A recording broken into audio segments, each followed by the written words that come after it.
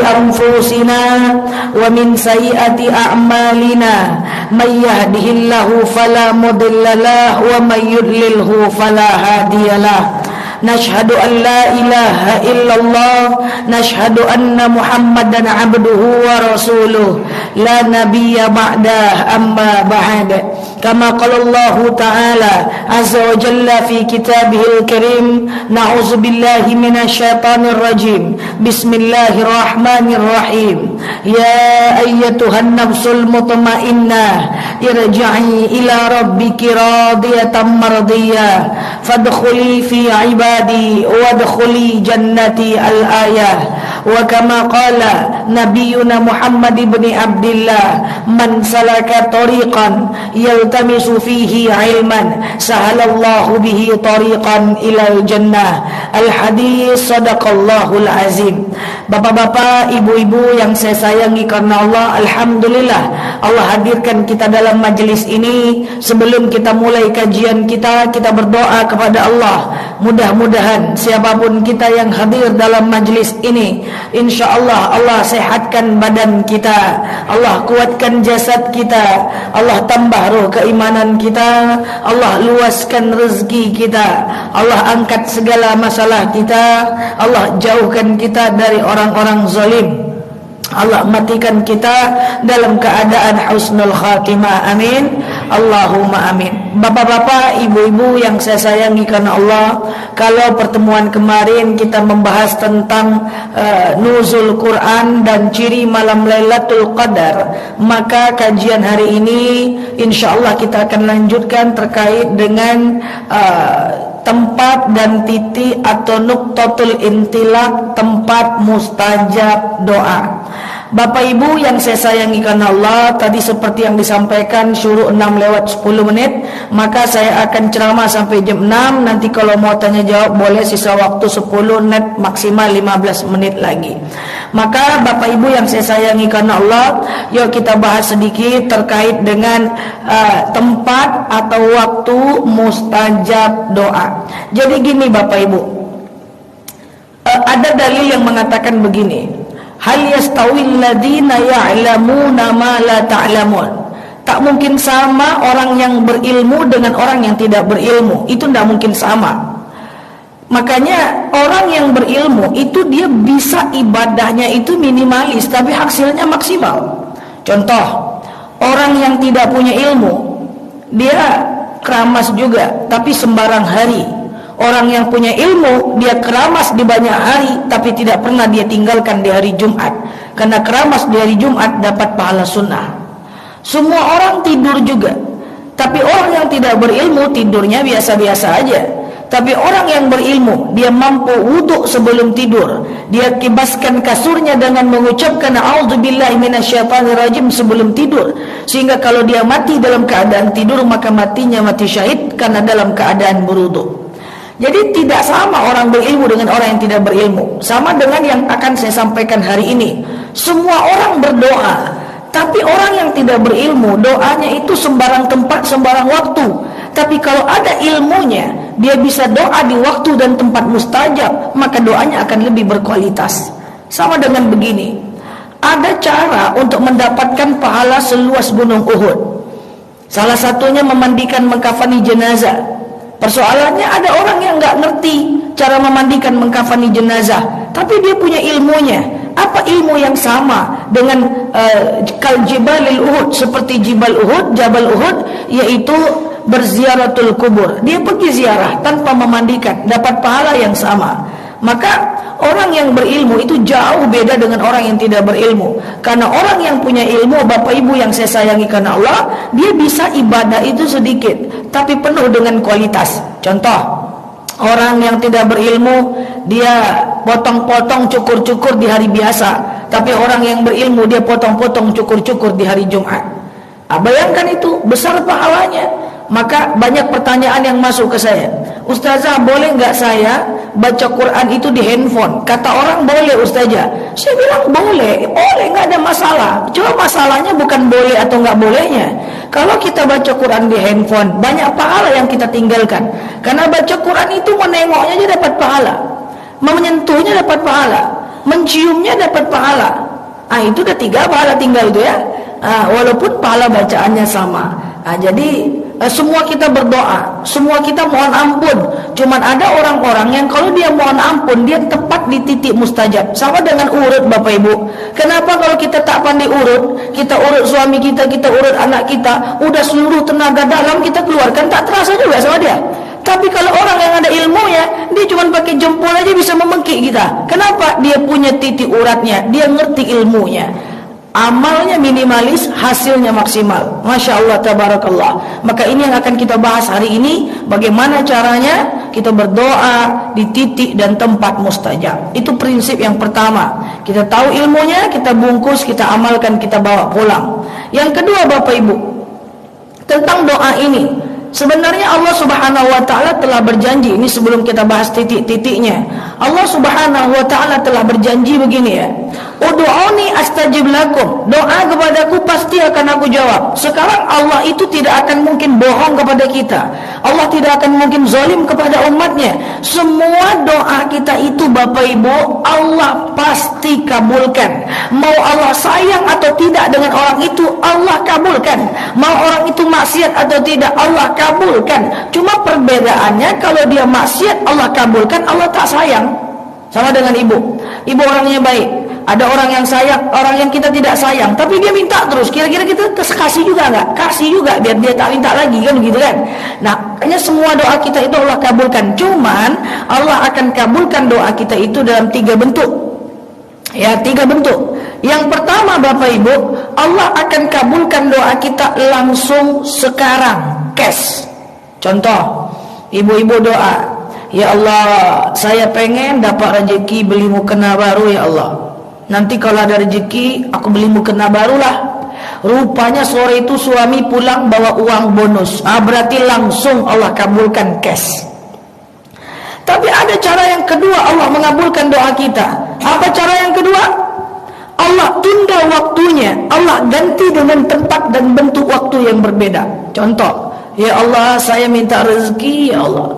Rezeki tidak juga datang-datang Bu, tidak juga datang-datang rezeki, nasib gitu-gitu ya. Tapi rupanya suami yang tadinya maksiat, taubat dia, Allah ganti bentuknya. Ya Allah, saya minta rezeki ya Allah, rezeki tidak juga datang-datang, Allah ganti bentuknya. Anak yang tadinya sakit, Allah sembuhkan. Anak yang tadinya maksiat, Allah sembuhkan. Ya Allah, saya minta rezeki ya Allah, rezeki enggak juga datang-datang, tapi akhirnya anak kita yang sekolah dapat beasiswa. Bentuknya Allah ganti, tapi prinsipnya Allah akan balas doa kita. Ya Allah, saya minta rezeki ya Allah, rezeki enggak juga datang-datang, tapi hati yang tadi jarang ke masjid menjadi cepat ke masjid, menjadi rajin ke masjid, Allah ganti dengan hidayah. Ada kemungkinan banyak hal ya. Dan yang ketiga, Allah akan kabulkan doa kita di yaumil akhir. Makanya berdoa tuh nggak ada ruginya, Allah akan kabulkan. Nggak apa-apalah minta rezeki diganti dengan dapat hidayah. Nggak apa-apalah minta rezeki diganti dengan kaki yang tadinya sakit Allah sembuhkan. Nggak apa-apalah rezeki yang tadinya nggak datang tapi ternyata hutang Allah lunaskan. Ya nggak apa-apa. Yang penting doa aja. Maka oleh karenanya, kalau banyak doanya akan banyak kemungkinan peluang rezekinya. Bapak-bapak, ibu-ibu yang saya sayangi karena Allah, kalau Allah sudah sayang sama kita, itu Allah akan kasih apa yang kita mau. Makanya ini Bapak Ibu, saya lihat nih wajah-wajah yang ke masjid kan itu-itu aja nih kan. Mudah-mudahan yang itu-itu aja lah nih yang masuk surga nih, amin. Amin ya. Sama dengan jamaah ibu-ibu Pak, kadang-kadang saya ceramah di mana-mana itu-itu juga orangnya Pak. Ini datang dia ke masjid ini, tahu dia jadwal saya di sini, datang dia ke sini, tahu dia itu. Mudah-mudahan yang itu-itu tuh yang masuk surga, amin Allahumma amin. Jadi gini Bapak Ibu, sebenarnya kalau kita Allah udah sayang sama kita, apa yang kita minta Allah kasih itu. Contoh Bapak Ibu gini, Bapak Ibu kan sayang sama anak. Tidak mungkin orang tua tidak sayang sama anak. Anak umur 3 tahun sayang, anak umur 5 tahun sayang, anak umur berapapun sayang. Tapi ada anak umur 5 tahun, apapun yang dia minta kita kasih. Tapi kalau dia minta handphone kita kasih enggak? Enggak mau kita. Usia 3 tahun minta handphone dia, kita kasih enggak? Enggak mau kita. Apakah karena Bapak Ibu tak sayang? Bapak Ibu sayang, cuma enggak cocok buat dia handphone itu. Tapi kita sayang, sama Allah gitu juga sama kita. Kita minta sesuatu, Allah pengen kasih. Allah malu tidak mengabulkan doa hambanya. Itu catatannya, Allah malu tidak mengabulkan doa kita. Masa kita nggak percaya diri doa kita dikabulkan? Allah mau kabulkan, cuman tak cocok sama kita. Itu aja masalahnya. Nggak cocok sama kita. Nanti Allah akan ganti dengan hal yang lain untuk menyenangkan hati kita. Makanya ini musim-musim anak mau masuk kuliah, musim-musim mau kenaikan kelas, musim-musim anak mau masuk pesantren, musim-musim anak mau masuk beasiswa. Seandainya tak lulus dia masuk kuliah, tak lulus dia dapat beasiswa, Allah itu pengen ngabulkan, cuman tak cocok sama dia. Itu aja, tak cocok sama dia. Ada masanya Allah akan ganti dengan nikmat yang lebih baik. Bapak Ibu, cari orang satu Indonesia ini yang 9 kampus 9 kampus tamat SMU mau masuk tak lulus, mana orangnya? Saya lah orangnya Bapak Ibu.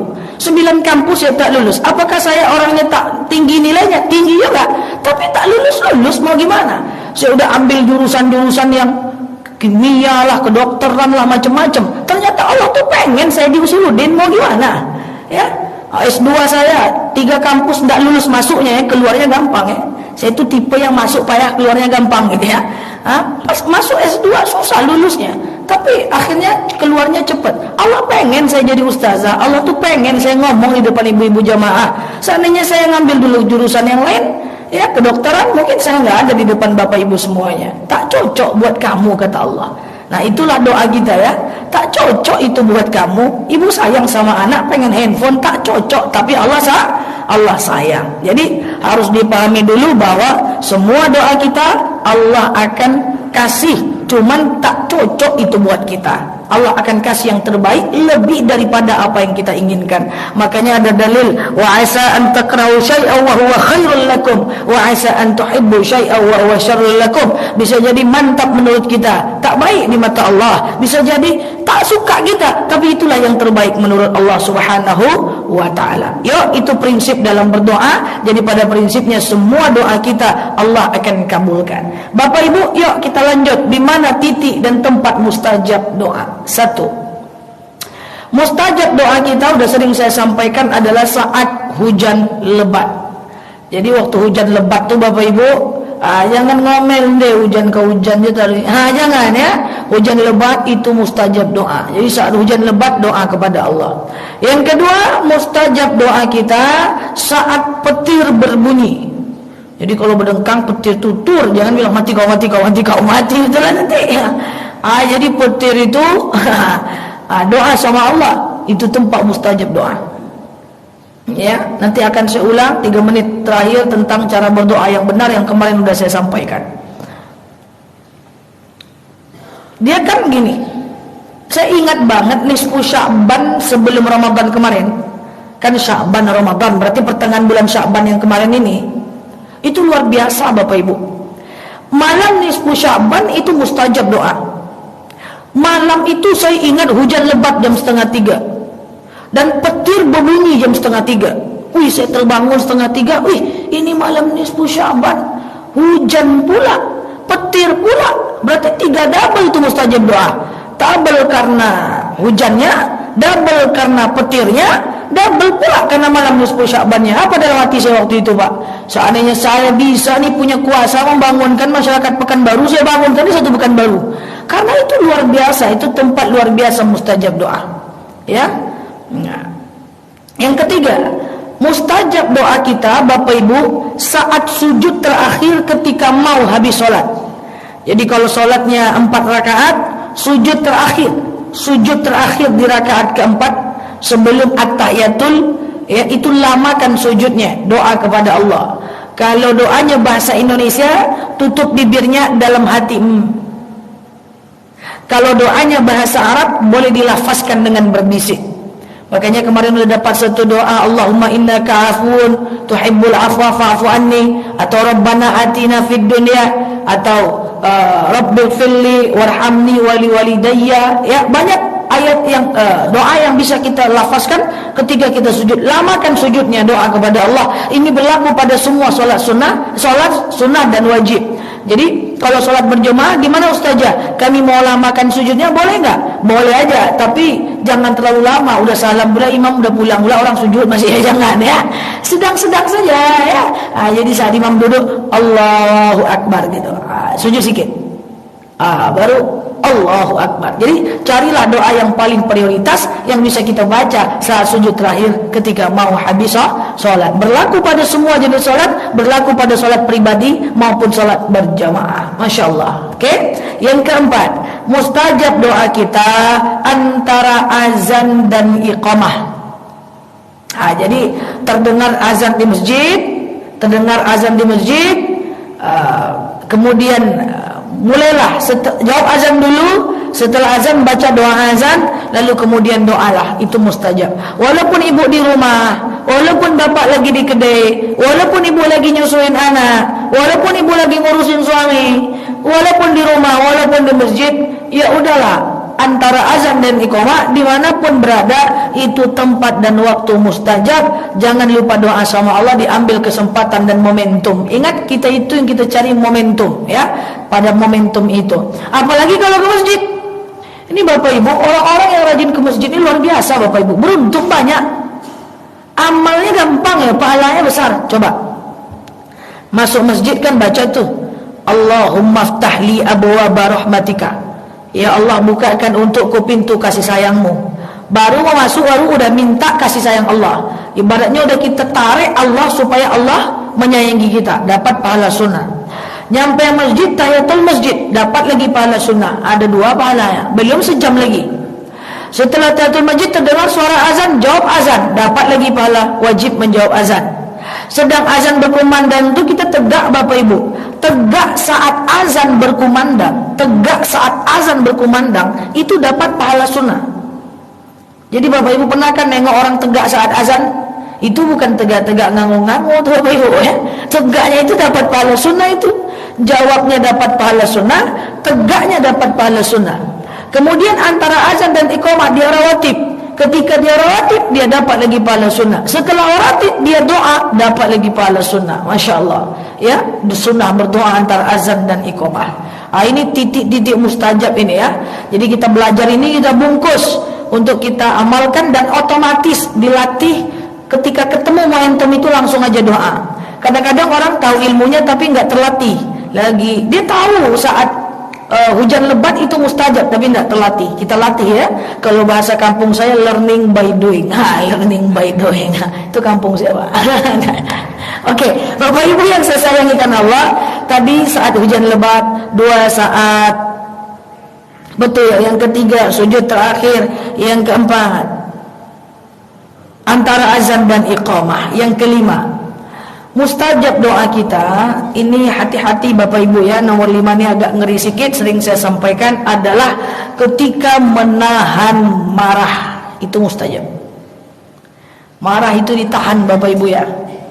Marah itu ditahan. Saat menahan marah itu mustajab. Apalagi kalamul ummahat li banatik wa li abnaik mustajab. Ucapan emak-emak, bukan bapak-bapak. Bapak-bapak aman lah Pak. Ucapan emak, ummahat, ucapan emak, ibu-ibu nih, ketika marah kepada anaknya itu mustajab. Maka hati-hati ibu-ibu kalau marah dengan anak, hati-hati, karena ucapan ibu kepada anak ketika marah mustajab. Ya, kalau kita ke Mekah, saya sering sampaikan, kita akan diimamkan oleh imam besar Mekah di bulan Ramadan, namanya Imam Abdurrahman As-Sudais. Masih hidup orangnya sekarang, semoga Allah menyayangi beliau. As-Sudais ini sekarang jadi imam besar Mekah. Tapi dulunya dia nakal itu. Ketika emaknya makan, dia ambil tanah, dia masukkan ke tempat makan emaknya. Sakit hati emaknya.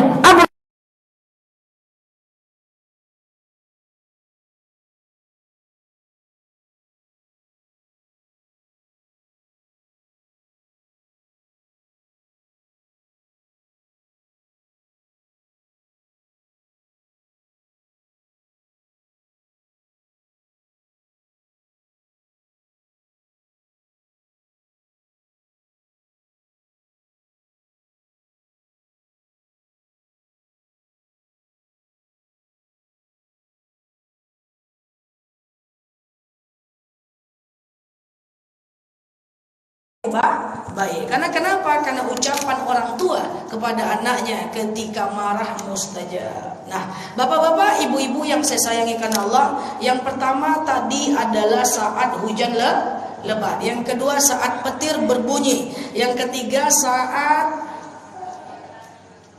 Sujud terakhir. Yang keempat saat antara azan dan iqamah. Yang kelima saat menahan amarah. Jadi mulai sekarang ibu-ibu kalau marah dengan anaknya, ucapkan yang baik-baik ya.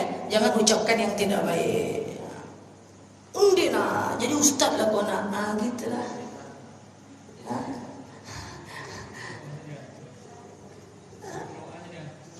Doanya jadi hantu lah kau nak. Patutlah macam hantu di mana ada kita situ dia manjat. Ada orang dia ngomong gini sama anak, kalau bentuk ini kelakuan kau nak, takkan nikah kau nak. Memang takkan nikah. Ya, jadi hati-hati. Jadi biasanya saya akan ngomong sama ibu-ibu ya. Saya akan ngomong sama ibu-ibu dan bapak-bapak di semua tempat. Kadang-kadang kan saya bapak ibu punya teman ya, dan banyak orang tua teman saya itu curhat sama saya. Kadang-kadang dia ngomong ke saya kayak gini, Ustazah, iya, aku tak mau lagi ngomong sama anak aku tuh. Anak itu teman saya maksudnya. Ngapa gitu pak? Tak mau aku ngomong 1-10 kata dia. Aku lalakan mata, aku busungkan dada ya. Aku usir dia pergi pula dia. Daripada setruk aku tak mau aku ngomong sama dia lagi. Oh itu biasanya saya ngomong apa bapak ibu? Pak bu, itu teman saya. Apapun kondisi anak bapak ibu, paksakan diri tetap ridhoi mereka. Karena kalau bapak ibu tak ridho, akan sengsara dunia mereka. Itu teman saya. Saya tak mau teman saya sengsara cuman karena bapak ibu tak ridho. Saya gitu kan. Karena kenapa? Karena itu janji Allah. Ridallah ridal walidain, suhtullah suhtul walidain. Ridho Allah bergantung kepada ridhonya bapak ibu, murka Allah tergantung kepada murkanya bapak ibu. Jadi kalau bapak ibu tak ridho, Allah itu takkan ridho sama anak. Kalau Allah tak ridho, pasti dunia itu sengsara, pasti. Jadi saya pesan nih kepada bapak ibu jemaah semua, apapun kondisi anak kita, tetap paksakan diri, maafkan mereka, ridhoi mereka.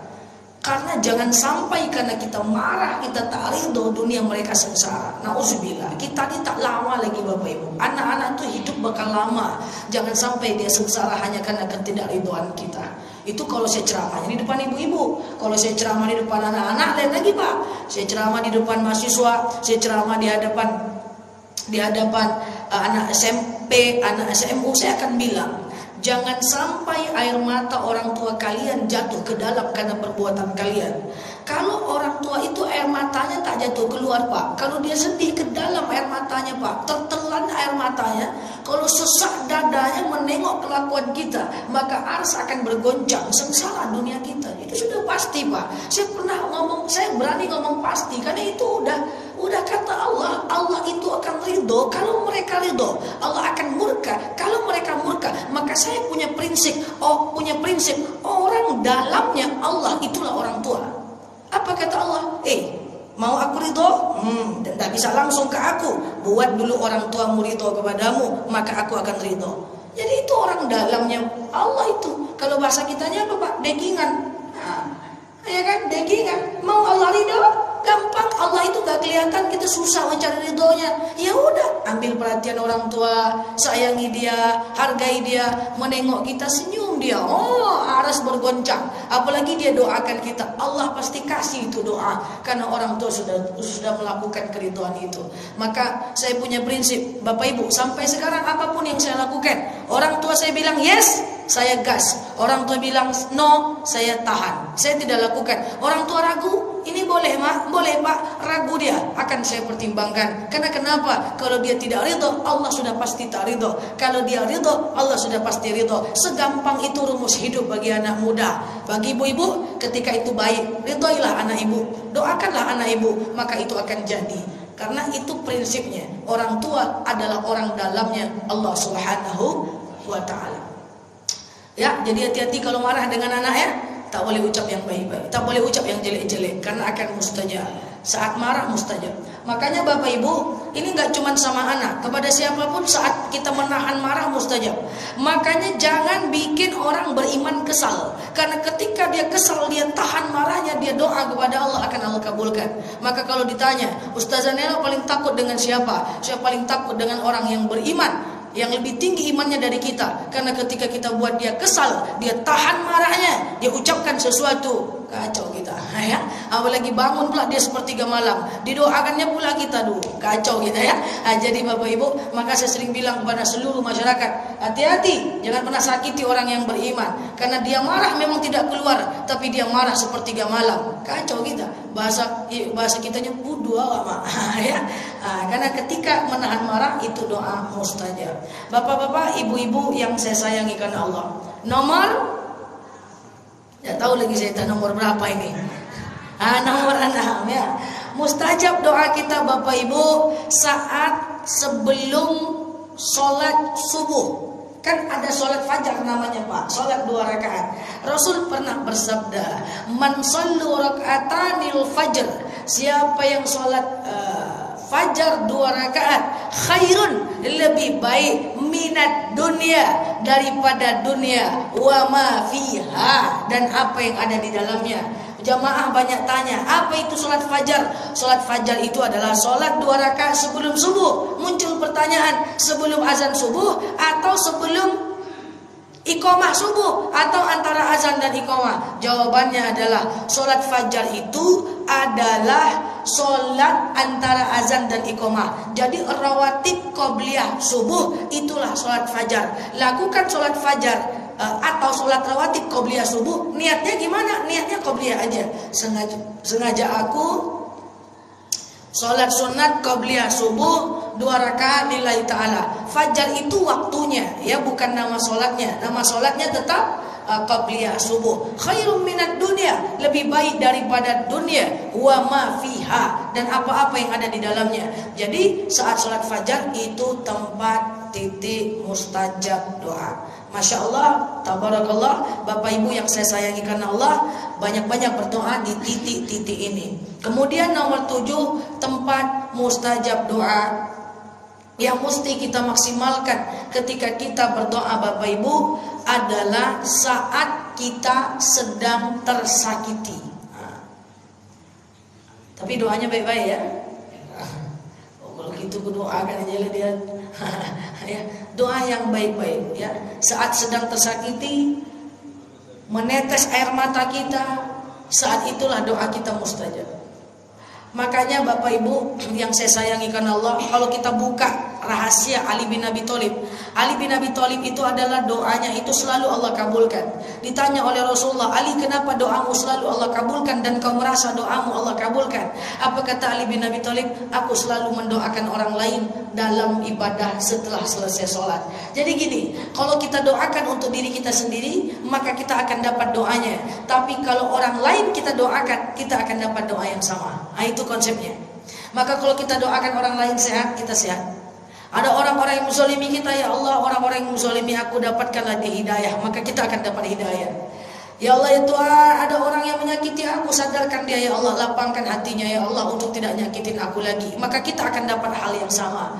Ketika kita bilang, ya Allah, aku tersakiti oleh dia, ya Allah, bukakan hati dia, ya Allah, akan kebenaran, maka kita akan dapatkan hal yang sama. Jadi tetaplah doa yang baik-baik, karena dalam dalil dikatakan, in ahsantum li anfusikum wa in asatum falaha. Kalau kita berbuat baik, kembali kepada diri kita. Kalau kita berbuat jahat, kembali kepada diri kita. Begitu juga kalau kita berdoa. Maka berbuatlah baik sebanyak-banyaknya. Tak bisa kita bantu orang itu dengan uang, maka bantulah dengan tenaga. Tak bisa kita bantu dengan tenaga, maka bantulah dengan doa. Ingat, bantuan yang paling luar biasa adalah bantuan doa tanpa kita sadari. Jangan-jangan orang tak bantu kita dengan uang, dia tak bantu kita dengan tenaga, karena dia gak punya apa-apa. Tapi ingat, kalau doanya ada, maka insya Allah itu akan jauh lebih bermanfaat buat kita. Insya Allah.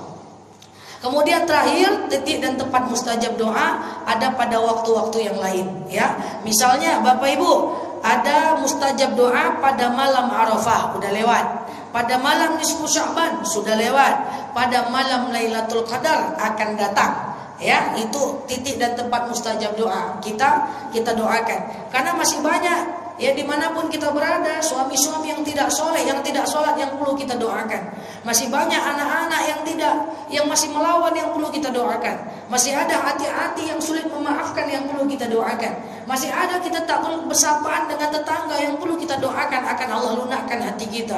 Masih ada orang-orang yang tidak istiqomah yang perlu Allah doakan untuk istiqomah. Ibadah itu susah Bapak Ibu. Maka kita perlu minta bantuan Allah untuk kita mendoakan apa yang kita mau. Bapak Ibu yang saya sayangi karena Allah, untuk berdoa kalau saya Bapak Ibu coba lakukan adaptasi, membaginya dalam beberapa hal. Apa sih yang kita doakan? Nanti Lailatul Qadar, saya udah sering bilang kepada jemaah, bawa pena, bawa kertas, dicatat doa itu. Jadi doa itu dicatat ya. Doa itu dicatat. Nah, biasanya saya apa yang saya doakan? Yang pertama, yang kita doakan adalah ibadah. Ibadah itu susah Bapak Ibu. Jadi kita perlu bantuan Allah. Ya Allah, rajinkanlah saya untuk datang dalam majelis taklim misalnya. Ya Allah, saya bangun malam susah, bangunkan saya ya Allah. Ya Allah, saya sholat duha susah, bangunkan saya ya Allah. Rajinkan saya, kuatkan saya. Ibadah perlu didoakan. Karena kalau nggak Allah bantu, kita nggak akan bisa ibadah. Susah. Oke? Yang kedua, yang perlu didoakan adalah pekerjaan. Kalau ibu-ibu nggak kerja, boleh doakan suami. Ya Allah, naikkanlah suami saya jabatan. Ya Allah, naikkanlah anak saya jabatan. Ya Allah, lancarkan pekerjaannya. Pekerjaan perlu didoakan. Kemudian yang ketiga, yang perlu didoakan adalah akhlak. Ya Allah, saya masih pemarah, sabarkan saya ya Allah. Ya Allah, saya masih suka melawan suami, memarahi istri. Sadarkan ya Allah saya. Ya Allah, saya ini masih suka suuzon sama orang. Buat pikiran saya ini bersih ya Allah. Ya Allah, saya ini kadang-kadang masih suka tersinggung. Padahal tidak ada orang nyinggung saya loh. Saya aja kepedean, dia tersinggung ya Allah. Maafkan saya ya Allah. Jadi akhlak itu perlu didoakan. Ya, kemudian terakhir yang kita doakan biasanya adalah rezeki. Rezeki perlu didoakan. Jadi Bapak Ibu cari tempat-tempat mustajab doa dan kemudian doakan banyak-banyak. Ingat, semakin tinggi doanya, semakin tinggi berarti tingkat berbaik sangka kepada Allah, semakin tinggi tingkat tauhid kita. Insya Allah. Baik Bapak Ibu, demikian dari saya. Kalau ada yang mau ditanyakan dalam dan luar tema silahkan. Kalau tidak, kita cukupkan. Ya, silakan Pak.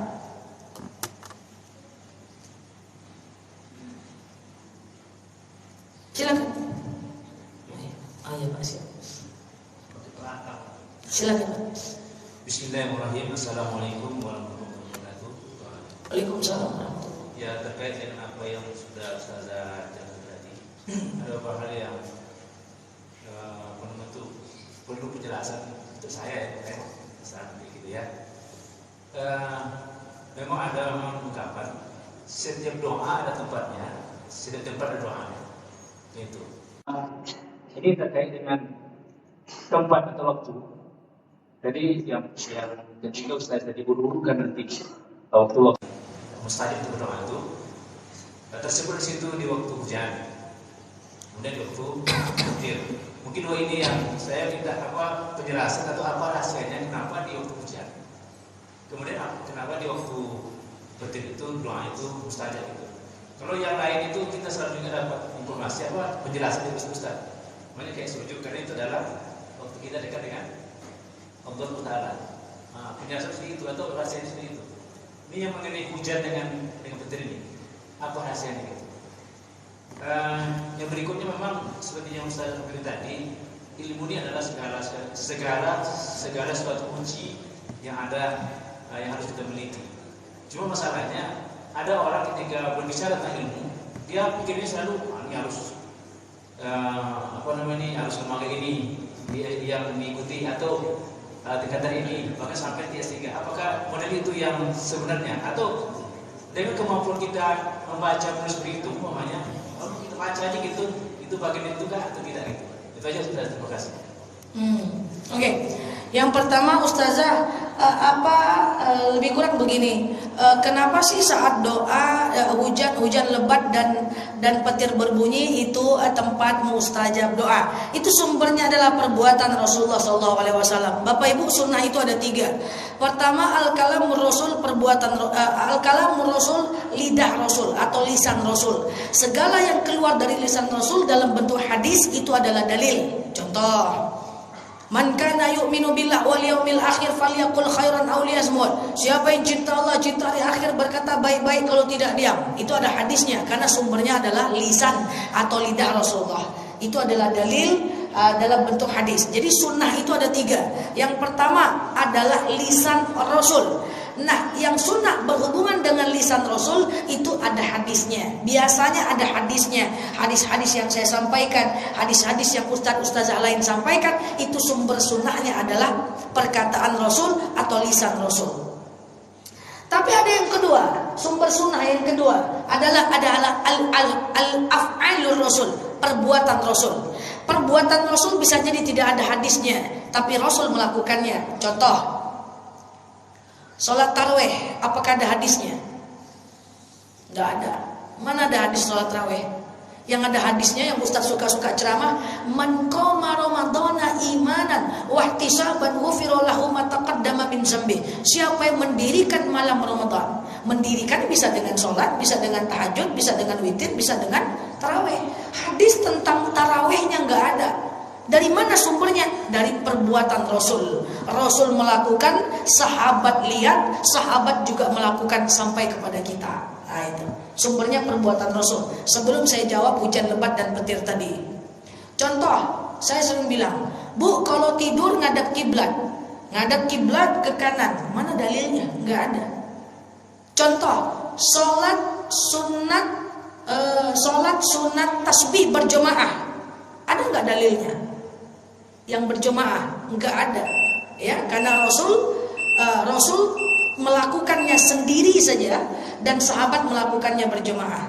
Jadi ada sumber-sumber hadis yang hanya berhubungan dan ditampakkan karena perbuatan Rasul. Misalnya masuk WC kaki, keluar WC kaki, masang baju tangan kanan, buka baju tangan, pasang sendal kaki, buka sendal kaki. Mana ada hadisnya itu? Tidak ada hadisnya itu. Loh, kok bisa orang tahu ilmunya? Itu sumbernya adalah perbuatan Rasulullah. Sama dengan berdoa saat hujan lebat dan petir berbunyi, tidak ada hadisnya. Cuman Rasul saat hujan lebat, dia selalu diam, tak mau diajak bicara. Dia angkatkan kedua tangannya ke langit, sahabat menengok, maka sahabat meriwayatkan irfa' yadak Rasulullah indal matar. Rasul selalu mengangkat tangan ketika hujan. Irfa' yadak Rasulullah SAW indal tam, ketika halilintar. Rasul tidak memerintahkan, tapi Rasul cuma melakukan. Sumbernya adalah perbuatan Rasul. Gitu ya Pak. Nah, tapi ada yang unik Pak, yang ketiga Pak. Rasul tidak mengatakan, tidak ada hadisnya. Rasul juga tidak melakukan Pak. Tapi ketika sahabat melakukan, Rasul diam. Itu juga sunnah. Contoh, sholat sunat wudhu, Rasul tidak pernah katakan, tidak ada dalilnya itu Pak. Rasul tidak pernah lakukan. Siapa yang melakukan sholat sunat wudhu? Bilal bin Rabah. Bilal, kenapa aku dengar terompahmu di surga? Apa kata Bilal? Aku selalu melakukan sholat sunat wudhu 2 rakaat setiap setelah selesai berwudhu. Oh, gitu aja. Tandanya itu sunnah. Rasul tidak pernah lakukan. Zikir 33 kali Pak. Kan kita zikir 33 kali Pak ya. Rasul tidak pernah lakukan. Dan tidak ada hadisnya ini. Siapa yang melakukan ini? Ali bin Abi Thalib. Ali, limaza kaza wa kaza, ngapa kok gini-gini? Aku zikir ya Muhammad. Ya terus kenapa kok gini-gini? Aku zikir 33 kali Muhammad. Kenapa 33 kali? Aku suka angka 3 Muhammad. Nah, jadilah 33 kali. Itu namanya sunnah takriri. Apa namanya? Sunnah takriri. Tidak dilakukan Rasul, tidak diucapkan Rasul, tidak ada hadisnya, tapi dilakukan oleh sahabat. Rasul diam. Kayak tadi tasbih berjamaah, apakah Rasul lakukan? Tidak. Apakah ada hadisnya? Tidak. Kenapa orang sholat tasbih berjamaah? Saya hampir tiap pagi mimpin sholat tasbih berjamaah untuk ibu-ibu jamaah di macam-macam masjid. Itu dilakukan oleh sahabat. Ketika sahabat melakukan tasbih berjamaah, Rasul nanya, ngapain kalian berjamaah? Aku senang aja mengumpulkan orang yang Muhammad. Diamnya Muhammad itu namanya sunnah takriri. Sunnah diamnya Rasul. Tidak ada hadisnya, tidak dikatakan. Tapi ketika sahabat melakukan, Rasul diam. Jadi ada 3 ya. Pertama sunnah perkataan ada hadisnya. Yang kedua sunnah perbuatan bisa jadi tidak ada hadisnya. Yang ketiga sunnah diamnya Rasul, tidak diucapkan, tidak dilakukan, tapi ketika Rasul diam, tapi tandanya Rasul setuju. Nah, halilintar tadi dan saat petir berbunyi itu sumbernya adalah perbuatan Rasul yang ditengok oleh sahabat dan diriwayatkan oleh sahabat. Yang kedua apa tadi, Pak? Oke, kata ustazah kan hal yastawil ladzina ya'lamuna ma la ta'lamun. Orang berilmu itu jauh lebih baik dibanding orang yang tidak berilmu dalam ibadahnya. Apakah menuntut ilmu itu haruskah S1, S2, S3? Tidak. Ya, kuliah dalam agama Islam juga tidak wajib. Yang wajib itu menuntut ilmunya, apapun bentuknya. Tapi boleh nggak ustazah saya menuntut ilmu dengan baca buku saja? Kalau dengan baca buku saja, saya tidak menyarankan. Karena kenapa? Karena kata Rasulullah SAW belajar harus pakai guru. Karena kalau cuma membaca buku saja, dikhawatirkan penafsiran kita terhadap kitab itu menjadi belum tentu benar adanya. Kalau ada guru, kalau kita cuma baca hadis, dengan ada hadis tahu arti kita amalkan, itu sangat berbahaya. Karena untuk memahami satu hadis ada ilmu usul fiqh, ada ilmu mustalahul hadis, ada ilmu takhrijul hadis, ada ilmu al-tahqiqul hadis dan seterusnya. Maka gurulah yang bisa menjelaskan tentang kedudukan hadis itu.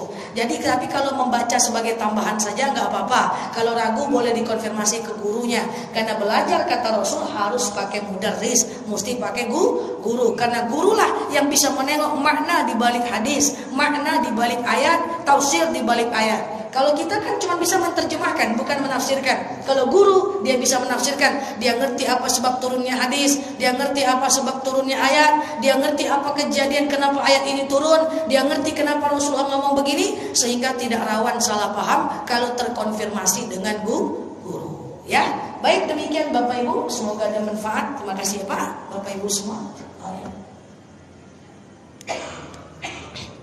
Waalaikumsalam warahmatullahi wabarakatuh. Ya.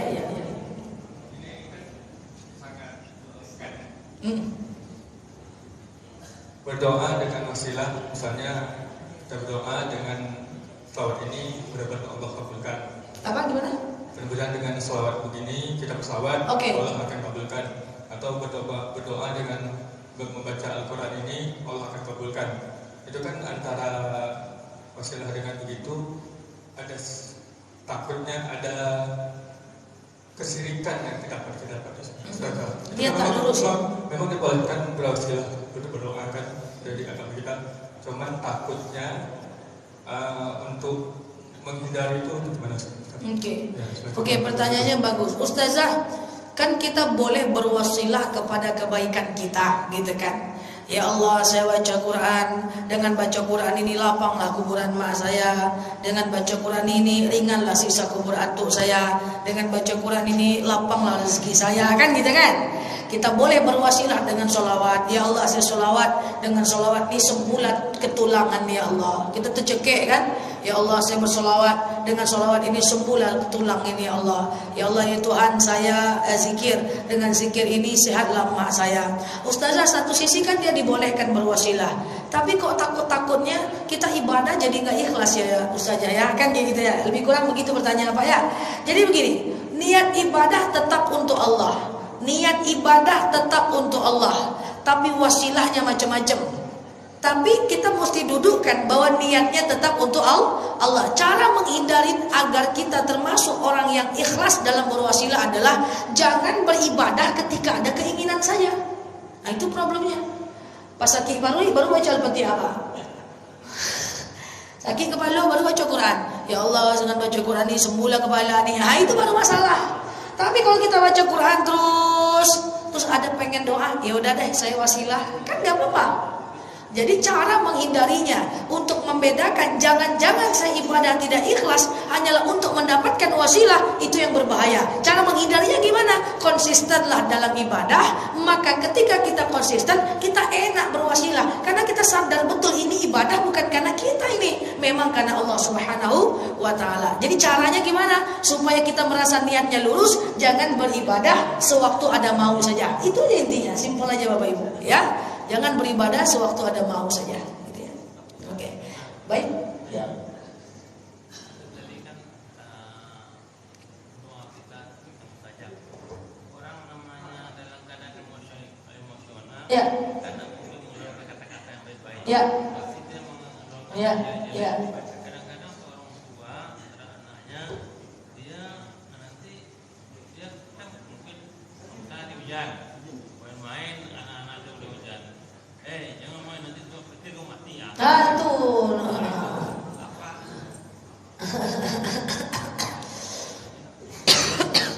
Ya.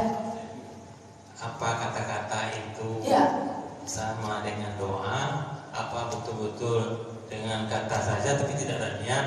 Itu bagaimana itu? Oke. Dia beda Bapak Ibu.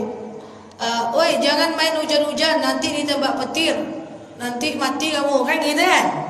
Apakah kata-kata itu adalah bisa diniatkan atau gimana? Kalau itu peringatan Pak, itu tidak termasuk ke dalam doa mustajab. Itu kan kausalitas, sebab akibat. Ya, jangan kamu jahat kayak gitu nak. Kalau jahat kamu kayak gitu, ndak mau orang berkawan sama kau nanti. Itu peringatan, itu nasihat. Kalau itu ndak apa-apa Pak. Oh jangan kayak gitu kau sama mama, nanti punya anak kau kayak gitu juga anakmu sama dirimu. Itu dakwah, itu nggak masalah. Yang nggak boleh itu yang macam tadi Pak, kelakuan kau ini sama dengan bapakmu. Kalau anda jadi orang kau doa, itu yang nggak boleh. Tapi kalau memberikan nasihat dalam bentuk sedikit takkid, penekanan untuk memberikan dia kesadaran, tidak ada masalah Pak. Ya. Nah, kalau gitu satu lagi Pak Ibu Ustaz. Kalau seandainya seorang bapak anaknya dia sudah sakit hati sebetulnya, tapi doanya baik, dokter juga lah semua nanti. Gitu. Bisa tuh apa kita dan dalamnya kita sebetulnya ya supaya anak kita jadi orang itu, tapi kita dengan emosional gitu. Tapi dengan kata-kata itu tuh apa bisa? Ya mustajab, itulah Imam Abdurrahman As-Sudais marah dia, ku sumpah kan ku jadi Imam Mekah dia. Memang pakai sumpah dia, saking emosinya dia. Mustajab enggak? Mustajab. Nah, kemudian maaf kita kan dikhianati oleh orang, kita kan sakit kali hati kita, tapi kita dalam hati kita doakan ya Allah, yang terkutuklah kamu. Apakah itu masuk mutazab juga? Kita emosional nih, tapi tidak kita ucapkan sama orang lain, cuma kita dalam hati aja gitu. Tapi dia orang itu segar-segar aja kita lihat gimana. Apa itu mutazab doa kita? Apa gimana? Oke. Ini maaf juga Pak ya, saya harus jawab yang sebenarnya ya. Ustazah, saya dihianati orang. Terus saya bilang terkutuklah kau. Kita kan dihianati Ustazah, disakiti nih. Terkutuklah engkau. Apakah itu juga mustajab? Mustajab. Tapi ingat, setiap doa akan kembali kepada diri kita. Nah itu yang bahayanya. Maka kalau kita doain orang, ya Allah, sadarkan dia Allah. Nanti kita juga akan diberikan kesadaran untuk lebih kuat sama dia. Ya, jadi itulah Pak. Jadi kedepannya doanya kayak gitu, ya Allah, semua orang yang zalimi aku lapangkan hatinya, semua orang yang zalimi aku sadarkan dia bahwa aku tak begitu, tunjukkan siapa aku yang sebenarnya kepada orang-orang yang zalim. Jadi kurangi yang seperti itu ya, kurangi mati capek, mati lang capek, mati lo bego capek itu masalahnya. Karena itu tidak pernah dilakukan oleh Rasul Pak, itu tidak pernah dilakukan Rasul. Jadi sedikit Pak ya, 2 menit lagi gini. Rasulullah itu kan dari Mekah dia hijrah ke Taif Pak. Harapannya dia dibantu Pak sama orang Taif Pak. Tapi di Taif ini rupa lebih jahat lagi orangnya Pak. Rasul sholat ditendang kepalanya, Rasul masak kurma diambil tai unta dimasukkan ke dalam kurmanya. Jibril marah Pak. Jibril, apa kata Jibril? Ya Muhammad, irfa yadak ila sama. Kau angkat tangan kau ke langit sekarang juga. Kau minta kepada Allah agar Allah balikkan bukit Taif ini. Nanti aku yang akan balikkan. Jadi Jibril ini orang dalam Muhammad lah. Kau minta dulu sama Allah supaya Allah balikkan bukit Taif ini. Aku nanti akan balikkan. Mereka udah jahat kepadamu ya Rasul. Jibril Pak, Jibril. Malaikat tak punya nafsu bisa marah Pak. Apa kata Rasul? Diangkatnya tangannya Pak, diangkatnya tangannya. Udah dilempar pakai tai unta, dilempar pakai batu, bercucuran darah sampai ke pipi. Riwayat mengatakan anaknya menengok sampai ke kakinya Pak. Kena sendalnya, kena darah. Jibril marah. Muhammad, irfa ya gak? Angkat tangan kau ke langit. Kau minta sama Allah biar Allah balikkan Taif ini. Nanti aku yang akan balikkan. Muhammad angkat tangan juga Pak. Apa kata Muhammad? Rabbi ja'al hadha baladan aminan warzuq ahlahu minas thamaras wa la takun kal Jibril innahum la ya'lamun. Ya Allah, berikan bumi Taif ini bumi yang aman. Berikan mereka makanan dari segala macam buah-buahan. Mereka bukan jahat ya Allah, mereka cuma belum paham aja. Jangan kau ikut apa kata Jibril ya Allah, karena orang Taif ini bukan jahat, dia cuma belum paham. Apa kata Jibril kira-kira? Lain yang kau suruh, lain yang kau buat Muhammad. Muhammad tuh sebegitunya, Pak. Ada orang Arab Badui kencing di tangannya. Apa kata Umar? Aku penggal kepalanya Muhammad. Jangan Umar, ini orang belum paham aja. Ada orang Arab Badui kencing di masjid. Ku penggal kepalanya. Kata Umar, jangan Umar, ini orang cuman belum paham. Jadi Umar tuh kan main penggal-penggal aja, Pak. Jadi kalau ada bapak-bapak sikit main penggal Umar lah tuh, Pak. Itulah akhlak Rasulullah, Pak. Ya. Jadi kalau ada orang yang menzalimi kita, mengkhianati kita, udahlah, dia belum paham. Bu, ibu digosipin loh Bu sama dia. Udahlah, itu karena dia belum paham. Wis, cocok? Cocok ya. Itulah, karena Rasul tidak pernah mendoakan orang yang jelek. Baik, Allah alam bisawab. Ya, boleh. Waktu petir, waktu apakah sama doa itu? Beda Pak. Waktu petir la haula wala quwata illa billah. La haula wala quwata illa billah. Oke? Nah. La waktu petir la haula wala quwata illa billah. Bersin, hajim. Alhamdulillah. Orang yang mendengar ya alhamukumullah. Saya bilang yahdikumul. Coba tes semua. Hajim. Oke. Baik. Mohon maaf lahir dan batin. Assalamualaikum warahmatullahi wabarakatuh. Iya, Pak.